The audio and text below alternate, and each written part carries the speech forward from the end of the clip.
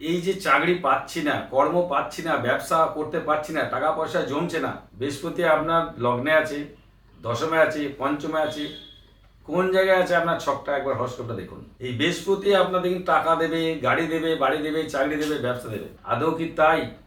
একা বৃহস্পতি আপনাকে সুখ ভোগ সব কিছু দেবে।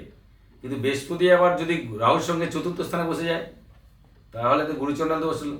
তাহলে গুরুচন্ডল দোষ হলে বৃহস্পতি আপনাকে পাওয়ার দিচ্ছে না, বৃহস্পতি আপনাকে সাপোর্ট দিচ্ছে না। তাহলে বৃহস্পতির প্রতিকার করলেই আপনার সাকসেস হবেন না। আরও যে গ্রহগুলো আছে সেইগুলো দেখতে হয়। দশম ভাব থেকে আমরা কর্ম বিচার করি। দশম ভাবের মালিক কোথায় বসে আছে? দশম ভাব যদি শনি হয়ে যায় তাহলে প্রাইভেট সেক্টর চাকরি হয়।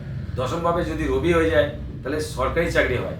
কিন্তু দশম ভাবের সঙ্গে ষষ্ঠম ভাব কানেক্ট কীভাবে আছে সেটা দেখতে হবে। তবেই একটা ছককে অ্যানালাইসিস করে ঠিক সঠিক সিদ্ধান্তে নেওয়া যাবে আর রেমেডি মেজারমেন্ট করতে হবে। বিশ্ব রাশির যদি কোনো জাতক জাতিকে হয়, যদি জ্যোতিষ নাও দেখানো হয়, ওদের সব থেকে গ্রহ হচ্ছে সুখের গ্রহ হচ্ছে কে? শনি, বুধ, শুক্র। এই তিনটে গ্রহের যদি প্রতিকার করা যায় তাহলে আর জ্যোতিষ দেখাতে হবে না। বিশ্ব রাশির জাতক নিয়ে বললাম যে শনির প্রতিকার করুন, শুক্রের প্রতিকার করুন এবং বুধের প্রতিকার করুন। দেখবেন বিশ্বরাশির জাতকরা খুব সুন্দরভাবে লাইফ লিড করবেন। এবং বিবাহ জীবন যদি অসুবিধা থাকে তাহলে আপনি শুক্রের প্রতিকার করুন।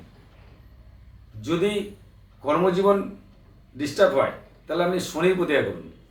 আর রোগ, কর্ম এগুলো যদি রোগ হয়ে থাকে তাহলে আপনি বুধের প্রতিকার করুন। প্রয়োজনে আপনারা যোগাযোগ করতে পারেন, রানীগঞ্জের থেকে দেখাতে পারেন, বোলপুরে দেখাতে পারেন, আসানসোল দেখাতে পারেন। সব জায়গায় আমি বসছি। তারকেশ্বরেও রয়েছি, বর্ধমানে রয়েছি, গুসকরায় রয়েছি। যাই হোক, আপনারা যে কোনো জায়গায় আপনাদের সুবিধা মতো দেখাতে পারেন। Phone number 9732337271।